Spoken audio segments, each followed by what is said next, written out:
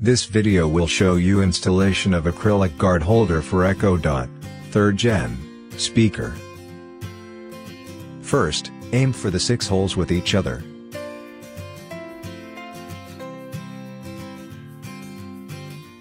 Second, insert screw from the bottom.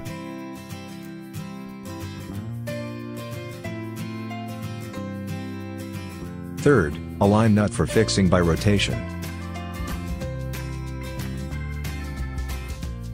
Fix the other 2 screws in the same way.